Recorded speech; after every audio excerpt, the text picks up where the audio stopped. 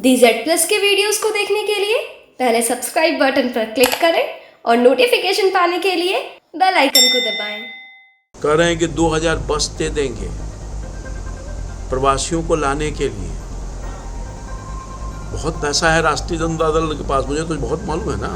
अपने इस बयान को अपने पास रखिए। विधायक खरीद लेते हैं, विधायकों को बुलाने के लिए चार्टर्ड प्लेन भेज सकते हैं, लेकिन हमारे गरीब भाई मजदूर जो फंसे हुए हैं उनको बुलाने में असमर्थता जताने का काम कर रहे हैं। लॉकडाउन में बिहार के बाहर फंसे राज्य के लोगों पर राजनीति होने लगी है, जहां एक तरफ कोरोना वायरस से आए संकट से पूरी दुनिया एकजुट होकर लड़ने की कोशिश कर रही है, वहीं बिहार के राजनीतिक दल आपस की बयानबाजी में व्यस्त हैं। दरअसल लॉकडाउन में राज्य से बाहर फंसे मजदूरों, छात्रों और टूरिस्ट के घर वापसी का रास्ता केंद्र सरकार ने आसान कर दिया है। केंद्र सरकार की तरफ से इसे लेकर गाइडलाइन जारी की गई और कहा गया कि बसों के जरिए राज्य सरकारें बाहर फंसे अपने यहाँ लोगों को वापस बुला सकती है। लेकिन बिहार सरकार ने इसमें अपनी असमर्थता जताई और केंद्र सरकार से स्पेशल ट्रेन चलाने की मांग कर दी। हालांकि बाद में बिहार विधानसभा के नेता प्रतिपक्ष और राजद नेता तेजस्वी यादव ने 2000 बसें अपनी तरफ से देने की बात की, लेकिन अब इसे लेकर पाटलिपुत्र से बीजेपी सांसद रामकृपाल यादव ने तेजस्वी पर सवाल खड़े किए और कहा है कि हमें मालूम है कि राष्ट्रीय जनता दल के पास बहुत पैसा है। दरअसल रामकृपाल यादव पहले राजद में थे और वो लालू यादव के बेहद करीबी माने जाते हैं, लेकिन फिर उन्होंने पार्टी छोड़ दी। जनता दल के प्रवक्ता के बयान पर मुझे आश्चर्य हो रहा है। कह रहे हैं कि 2000 बस दे देंगे प्रवासियों को लाने के लिए। बहुत पैसा है राष्ट्रीय जनता दल के पास, मुझे तो बहुत मालूम है ना, और दुनिया को भी मालूम है। अपने इस पैसे का जो आपके पास धन है उसका कितना इस्तेमाल आपने किया पिछले 1 महीना में, वो भी जनता हिसाब खोज रही है। कितने प्रवासी बिहारियों को आपने मदद किया, खिलाया, रहने की व्यवस्था की। अब 2000 बस ऑफर कर रहे हैं। पैसा आपके पास है, पैसा प्रधानमंत्री केयर फंड में और मुख्यमंत्री राहत कोष में दे दीजिए ना, उसका उपयोग होगा। अभी तो सबको मिलकर लड़ना है। कोरोना से लड़ने के लिए सब लोग एकजुट होकर मिलना है। ओछी बयानबाजी क्या कर रहे हैं? बिहार की सरकार खुद सक्षम है और अपने बूते पर बिहार वासियों को, प्रवासियों को और भारत सरकार दोनों हद से ज़्यादा मदद की है और आगे भी करेगी और सब तरह के उपाय करके उनको वापस लाएगी।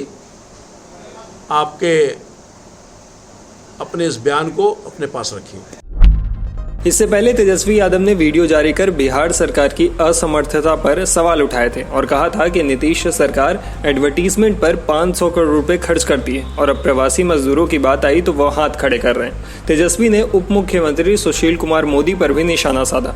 कहा कि विधायकों को खरीद लेते हैं, विधायकों को बुलाने के लिए चार्टर्ड प्लेन भेज सकते हैं, लेकिन गरीब मजदूरों को बुलाने में असमर्थता जता रहे हैं। कल की खबर से सभी लोग वाकिफ होंगे। जो MHA ने जो गाइडलाइंस दिए हैं, जिसमें साफ तौर पे बताया गया है कि जो भी लोग माइग्रेंट हैं, लेबर्स हैं, टूरिस्ट हैं, स्टूडेंट्स हैं, वो वापस जा सकते हैं। उनको राज्य सरकार वापस लाने का काम कर सकती है। और अगर उस गाइडलाइन में चौथे पॉइंट पे अगर आप देखेंगे तो उसमें साफ तौर पे दिखा है कि राज्य सरकार की जिम्मेदारी है, राज्य सरकार को ही जो लोग बिहार के बाहर दूसरे प्रदेशों में फंसे हुए हैं वो बिहार सरकार लाने का काम कर सकती है। और काफ़ी दिनों तक नियम का हवाला दिया गया, इस पे सोच विचार चलते रहे। लगभग 35 दिन हो गए थे, लेकिन कोई कदम जो है वो नहीं उठाया गया था। राज्य सरकार का पहले रोना था कि नियम जो है वो बनना चाहिए, ऐसा होना चाहिए, लेकिन हम लोगों ने दूसरी तरफ देखा कि दूसरे राज्य के सरकार जो है अपने लोगों को वापस लाने का काम किया। उन लोगों ने बसेस भेज करके लाने का काम किया। तो कल जब ये खबर आई MHA का जो गाइडलाइंस आया, उसके बाद जो है लगातार हमारी पार्टी ने भी लगातार मांग करती रही है कि मजदूरों को वापस लाया जाए जो बाहर फंसे हुए हैं, लेकिन राज्य सरकार ने कोई ठोस कदम नहीं उठाया। बिहार में हालांकि डबल इंजन की सरकार है, केंद्र और राज्य में NDA की सरकार है और डबल इंजन की सरकार में बिहार के लोग जो हैं, जो प्रवासी मजदूर हैं, जो बिहार के लोग जो बाहर हैं, जो श्रमवीर हैं, जो फंसे हुए हैं, अभी तक कोई कदम नहीं उठाया गया जिससे वो वापस आ सके। और कल हमने उप मुख्यमंत्री बिहार सुशील मोदी जी का बयान देखा, बिहार सरकार का बयान देखा, जिसमें कि स्पष्ट उनका कहना है कि वो समर्थ नहीं हैं जो बिहार के लोग फंसे हुए हैं उनको बिहार लाने में। और कल एक नीतीश कुमार जी का भी बयान जो है वो सामने आया था, जिसमें आने की बात कही गई थी, बल्कि हमने ट्वीट भी करके उनको बताया कि आने की बात नहीं है, लाने की बात है। आना नहीं है, बल्कि बिहार सरकार को उन लोगों को लाने की व्यवस्था करनी है और लेकर के आना है। चाहे कश्मीर से कन्याकुमारी तक बिहार के लोग जहां भी फंसे हुए हैं, ये सरकार की नैतिक जिम्मेदारी है। अब तो गाइडलाइंस भी आ गया है, अनुमति भी मिल गई है और उसमें साफ स्पष्ट रूप से वो लिखा गया है पॉइंट नंबर 4 पे कि सरकार को ही इसको लाना है। और सुशील मोदी जी का जो बयान हमने देखा, लगभग 15 साल तक नीतीश कुमार जी बिहार के मुख्यमंत्री रहे, सुशील मोदी जी उप मुख्यमंत्री रहे और बिहार सरकार जो है उनके पास कोई संसाधन नहीं है जिससे वो ला सकें लोगों को। ये उनका बयान आया था, जो कि बहुत ही दुखद है।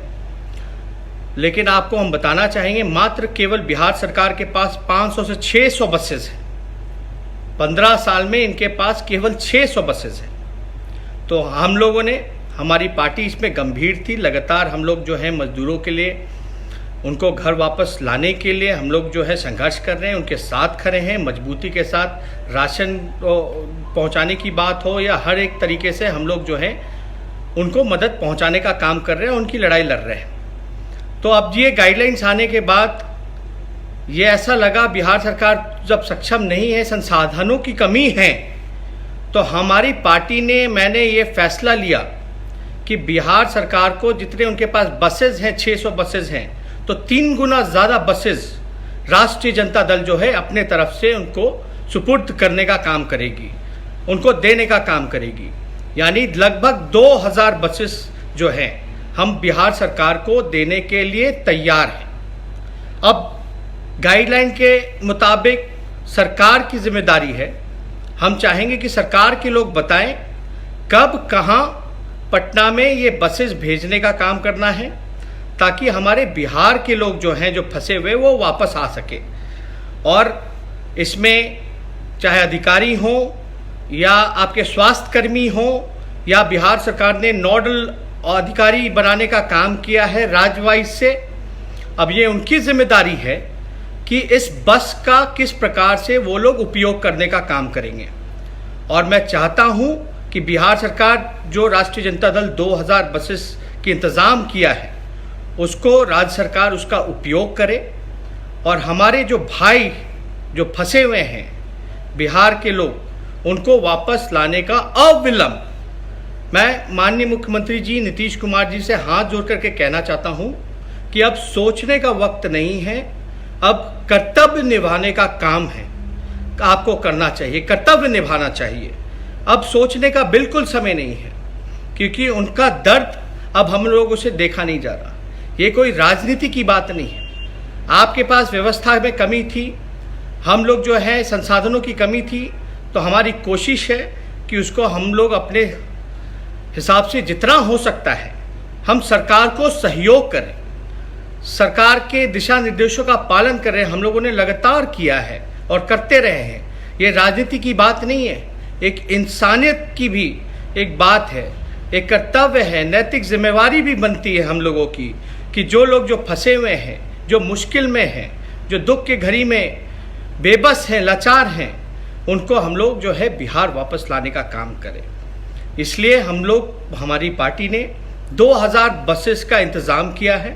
मैं चाहूँगा कि बिहार सरकार के लोग इस पर बताएं कि कहाँ बसेस भेजनी है, वो हम लोग भेजने का काम करेंगे और पूरी तरीके से बिहार सरकार जो है बस का इस्तेमाल करे, लोगों को लाने का काम करें और ज़्यादा कुछ ना कहते हुए जब सुशील मोदी जी का बयान आया, इतने सालों तक उप मुख्यमंत्री रहे, तो काफ़ी दर्द हुआ कि बिहार जो है सक्षम नहीं है।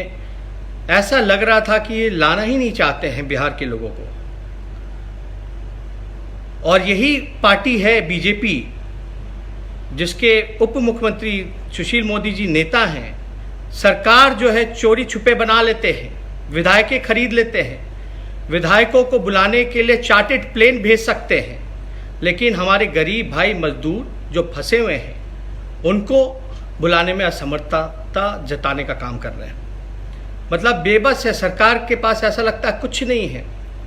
वही बिहार सरकार है, आदरणीय नीतीश कुमार जी, पीआरडी डिपार्टमेंट में लगातार जो है 500 करोड़ रुपए खर्च होते हैं विज्ञापन पे, 500 करोड़ रुपए विज्ञापन पे खर्च होते हैं, लेकिन हमारे मजदूरों को लाने के लिए संसाधनों की कमी हो जाती है। ये बहुत ही अफसोसजनक है, दुख होता है। और हम लोग जो हैं, आप सबको पता है, हमने ये फैसला किया है क्योंकि 1 मई शुक्रवार जो कल है उसको हम लोग जो है अंतर्राष्ट्रीय मजदूर दिवस के तौर पे मनाते हैं।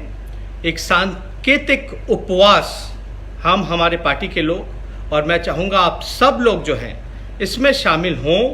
एक सांकेतिक उपवास करें 10 से 12 बजे 1 मई को, जो अंतर्राष्ट्रीय मजदूर दिवस है, और इसमें भाग लें, सहयोग करें ताकि सरकार पे दबाव आए और जब तक हमारे भाई वापस बिहार नहीं आ जाते तब तक हम लोग जो है उनकी लड़ाई को लड़ने का काम करेंगे।